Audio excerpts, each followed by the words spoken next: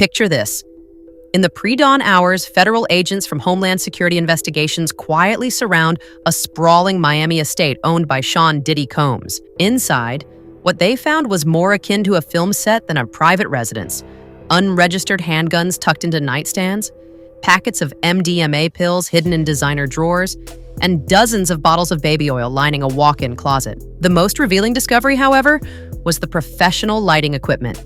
Soft boxes, studio strobes, and candle arrays stashed alongside luxury furnishings. Lead agent Gérard Gannon would later describe the seizure as an operation straight out of a director's playbook, noting how every item pointed to a meticulously staged series of events known in court as the freak-offs. This inventory not only underscores the scale of the alleged enterprise, but also sets the stage for understanding how power, wealth, and intimidation intertwined in ways most of us could never imagine. Behind every seized prop lies a cast of characters who bring this story to life. At the center is Cassie Ventura, the ex-partner turned star witness, who calmly recounted over a decade of manipulation and fear on that courtroom stand. Then there's Sheree Hayes, nicknamed The Punisher, the first escort reluctantly dragged into these marathon sessions back in 2012.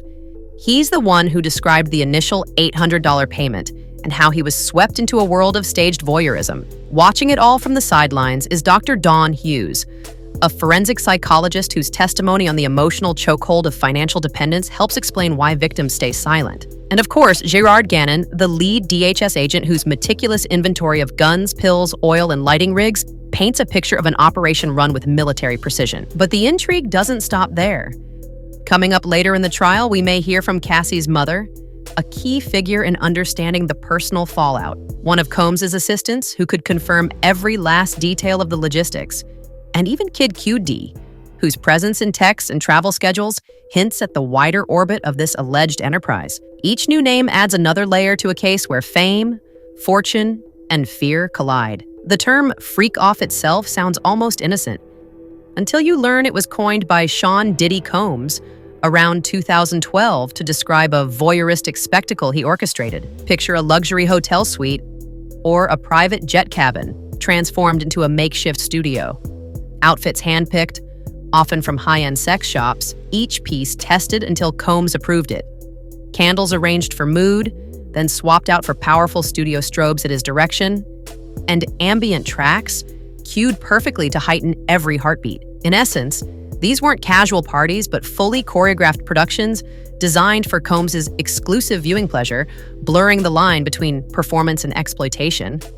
The precision of those setups, down to the last flicker of candlelight and drop of baby oil, reveals just how deeply methodical this operation was. Session after session could stretch for days, 36 hours, sometimes a full 72, and on one occasion, nearly 4 days straight. Under Combs' strict gaze, multiple escorts, often strangers recruited from Craigslist, were ushered in and out, each handpicked for his amusement. Before the doors ever closed, Cassie Ventura was already at work, coordinating travel from Miami to Ibiza, New York, Los Angeles, and Las Vegas, ensuring every guest arrived on time and under the guise of a potential employer. Once inside, the real prep began.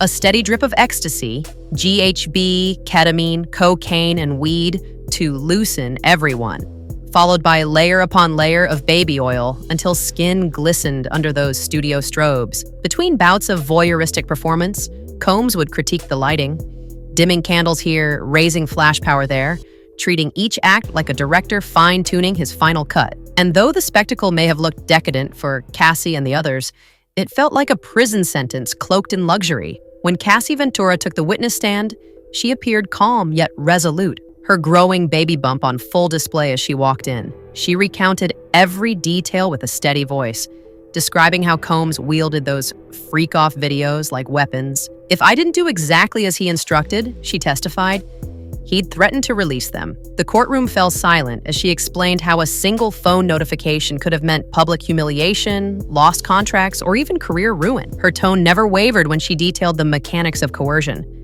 how Combs would lean in close, whispering threats under the soft glow of candlelight, ensuring the message landed. Yet she also showed her humanity, admitting the moments she tried to push back, only to freeze when security guards appeared on his command, or when his assistants delivered a note that read, "He's watching." Every anecdote, from whispered ultimatums to staged lighting cues, underscored the imbalance of power she lived under, and why stepping away seemed impossible. Experts called to the stand painted the operation in stark relief. Dr. Dawn Hughes, a forensic psychologist, explained how financial dependence can become a form of psychological shackles.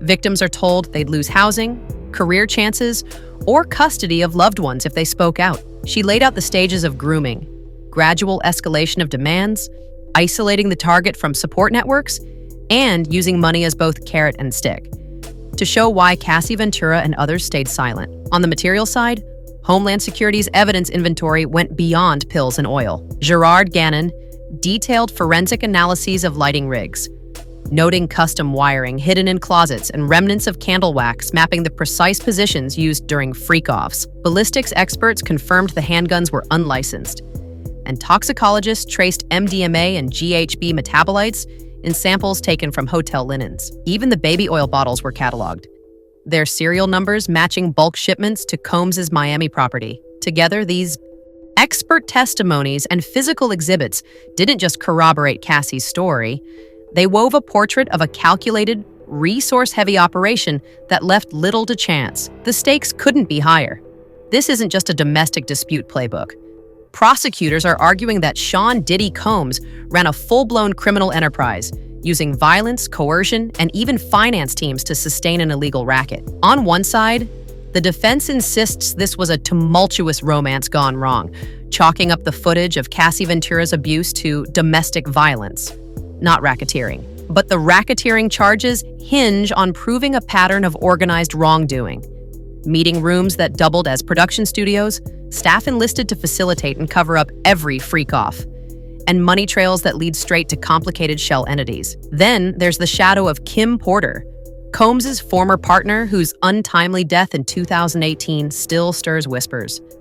Some defense attorneys have floated questions about whether any prior allegations against Combs could resurface to support Cassie's narrative, while the prosecution argues that those echoes only underscore a long history of alleged abuse. With both sides poised to call character witnesses, subpoena travel logs, and debate the fine line between celebrity scandal and criminal conspiracy, the jury faces a Gordian knot of fame, fortune, and fear. As closing arguments loom, one thing is clear: this case could redefine how the legal system treats allegations at the intersection of power and intimacy. Next, we'll break down what comes after the verdict, how this trial might shape protections for victims of high-profile offenders. As the jurors prepare to retire with stacks of evidence and conflicting testimonies, here's what to keep in mind.